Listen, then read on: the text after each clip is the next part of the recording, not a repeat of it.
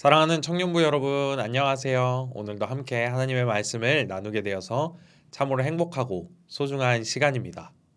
오늘 함께 보실 하나님의 말씀은 사무엘하 7장 1절에서 7절 말씀입니다.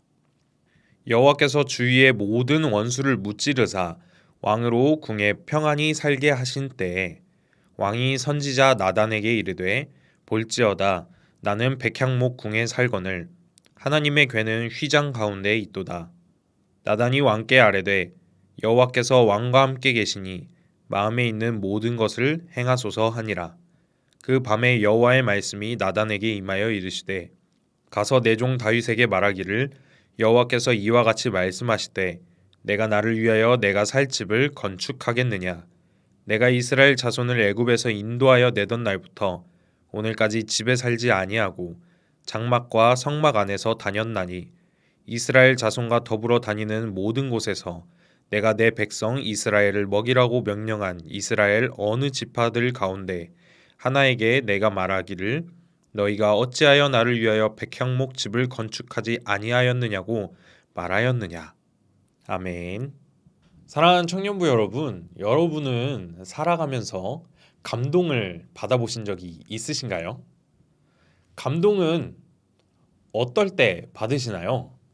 누군가로부터 깜짝 선물을 받거나 누군가 나를 챙겨주고 신경 써주고 내가 누군가로부터 사랑받고 있구나, 관심받고 있구나를 느낄 때 사람은 감동을 받고는 합니다. 사람은 누군가로부터 끊임없이 감동받기를 원하는 존재인데요.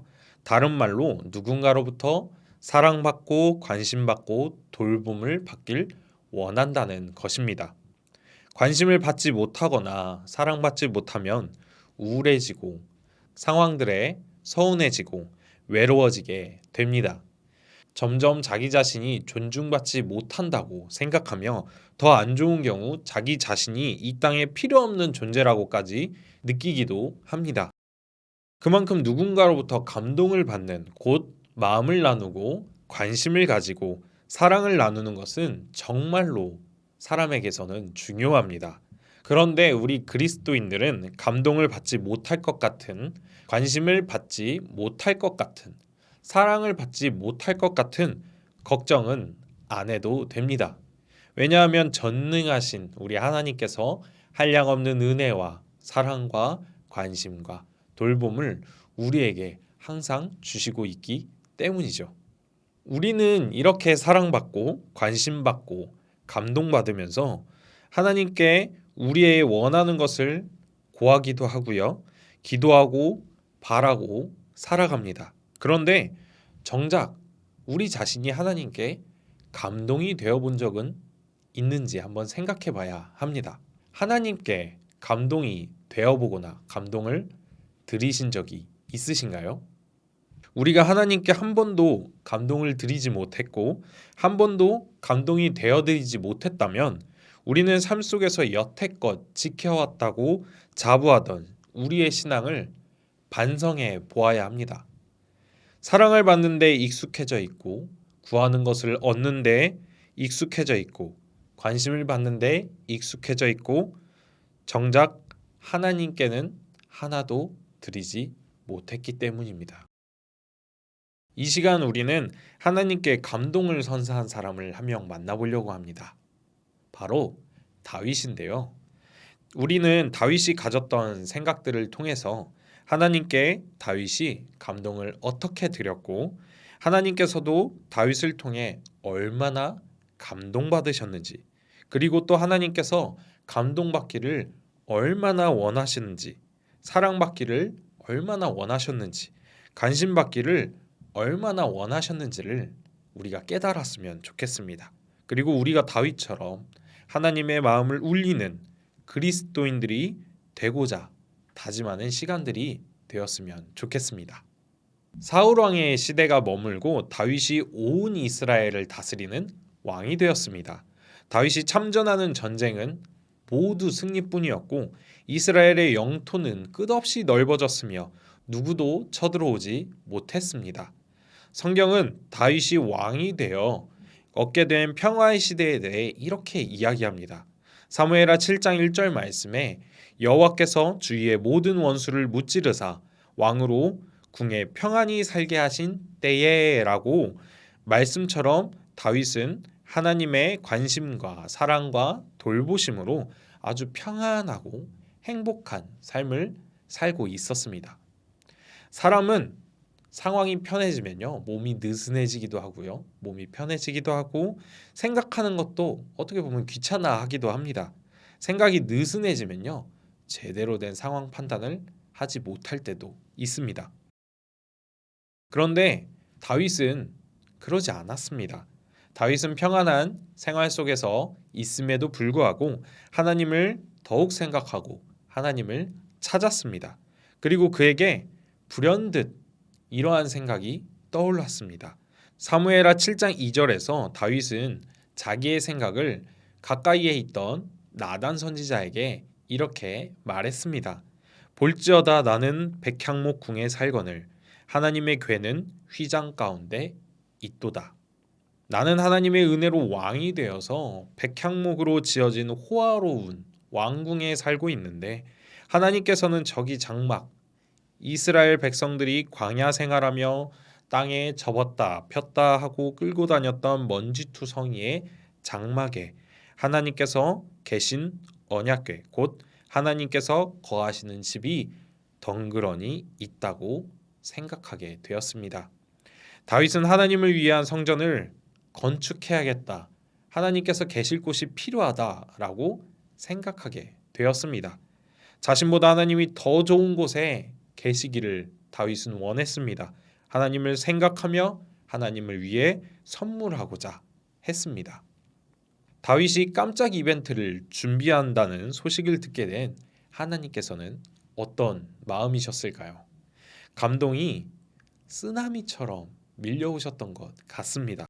하나님께서는 다윗의 마음을 귀로 들으시고 이렇게 말씀하시는데요. 사무엘하 7장 5절에서 7절 말씀에 내가 나를 위하여 내가 살 집을 건축하겠느냐 이스라엘 자손과 더불어 다니는 모든 곳에서 내가 내 백성 이스라엘을 먹이라고 명령한 이스라엘 어느 지파들 가운데 하나에게 내가 말하기를 너희가 어찌하여 나를 위하여 백향목집을 건축하지 아니하였느냐고 말하였느냐. 다윗아, 나를 위하여 집을 지어준다고? 나는 내 백성 이스라엘을 다스리면서 한 번도 나를 위해서 집을 지으라고 한 적이 없단다. 나는 이스라엘 백성들을 돌보고 이끌고 하는 것으로 인해 내가 쉬기 위해 내 집이 지어지거나 할 필요가 없단다. 라고 말씀하셨습니다. 하나님께서는 다윗에게 너 지금 쓸모없는 행동하고 있어. 나는 집이 필요하지 않아. 라고 말씀하시는 것처럼 느껴지신가요? 아닙니다. 나 괜찮은데. 나 괜찮아. 나 집 필요 없는데. 내가 집을 지어달라고 한 것도 아니고. 이스라엘 백성들을 돌보고 먹이고 이끄는 것만 하면 되지. 나는 괜찮아. 나는 집 같은 거 없어도 돼. 라고 하시는 것처럼 여러분 들리지 않으신가요? 하나님은 다윗의 마음, 다윗의 생각을 보시고 감동받고 또 감동받으셨습니다. 그리고 하나님께서는 그 감동받으신 것에 너무나 행복하셔서 다윗에게 사무엘하 7장 8절부터 17절까지 축복의 더 큰 축복을 그 자손까지의 축복을 더하십니다. 하나님이 얼마나 다윗의 감동적인 이벤트를 싱글벙글 하셨는지 우리는 말씀을 통해서 깨달을 수가 있습니다. 사랑하는 청년부 여러분, 오늘날 지금까지 우리는 너무나 큰 사랑을 받고 살아왔습니다. 그리고 우리는 여전히 오늘도 하나님께로부터 자비를 구하고 은혜를 구하고 기적을 구하고 미래를 구하고 살아갑니다.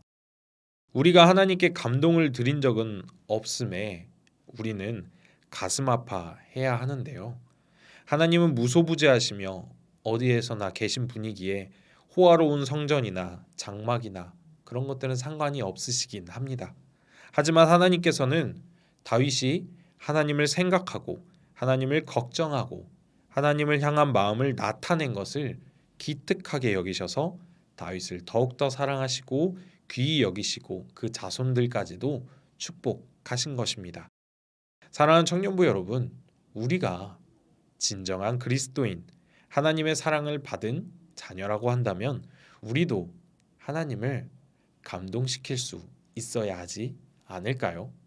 하나님을 감동시키기 위해서는 우리가 먼저 하나님에 대해서 생각하고 관심을 가져야 합니다. 내 생각, 내 잘됨, 나의 배부름, 내 미래에만 생각하는 것이 아니라 관심을 가져야 하는 것이 아니라 하나님에 대해서 생각하고 하나님을 기억하고 하나님을 매 순간 찾아야 합니다. 감동을 주기 위해서는 관심이 먼저 필요합니다. 무엇이 필요한지, 어떤 부분에서 감동을 받을 것 같은지 유심히 살펴보아야 합니다. 이처럼 우리도 하나님께 감동을 드리기 위해서는요, 하나님을 향한 관심이 있어야 하지 않을까요? 맹목적인 관심이 아니라 진짜 하나님에 대한 관심 말입니다. 하나님을 감동시키기 위해 할 첫 번째는요, 먼저 하나님에 대한 진정한 관심이 있어야 합니다. 하나님을 감동시키기 위한 두 번째는 하나님께서 무엇을 원하시는지 찾는 것입니다. 다윗은 하나님을 위해 하나님의 영광을 높이기 위해 성전을 건축하고자 마음먹었습니다. 물론 하나님에게 건물이라는 형식은 무의미합니다. 그런데 다윗은 하나님의 영광을 드높이는 데 마음을 쏟았습니다. 하나님께서 인간을 창조하신 이유 여러분 알고 계시죠? 인간으로부터 영광받기 위함입니다.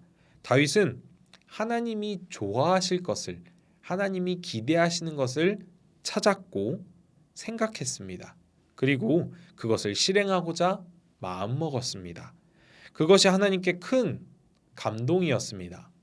이처럼 하나님을 감동시키기 위해 우리가 할 것은 하나님께서 무엇을 원하실까 찾는 것입니다. 하나님을 감동시키기 위해 우리는 세 번째로 현재의 상황을 인지해야 합니다. 감동은 받은 사람만이 다시 줄 수가 있습니다. 감동이라는 것은 받아봐야 줄 수가 있습니다. 사랑은요, 받아본 사람이 더 잘 줄 수 있습니다. 다윗은 하나님으로부터 큰 사랑을 받았고 왕이라는 직위와 나라의 평화라는 복을 얻었습니다. 그리고 그가 받은 사랑에 감사하여 하나님을 더욱 사랑했습니다. 우리 또한 하나님으로부터 받은 복을 세어보아야 합니다. 그리고 그 은혜에 감사해야 합니다. 그리고 많이 받았기에 하나님을 더욱 사랑해야 합니다. 하나님을 감동시키기 위해 우리가 할 일은요, 얼마나 많이 사랑받았는지를 깨달아야 합니다.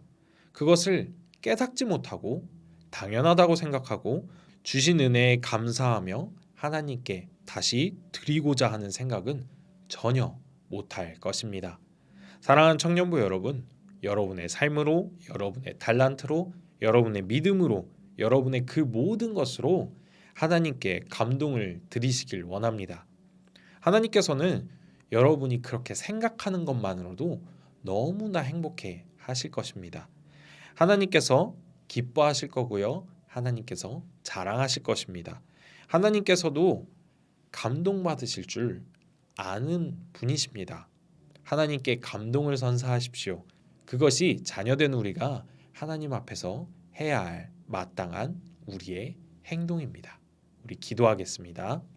사랑이 많으신 하나님 아버지, 우리가 하나님의 자녀로서 너무나 많은 사랑을 받았음에도 불구하고 더 떼쓰고 더 원하기만 했지 하나님께 받은 사랑을 갚고자 또는 하나님께 감동을 드리고자 마음 먹지 못한 철없음을 불쌍히 여겨 주시옵소서.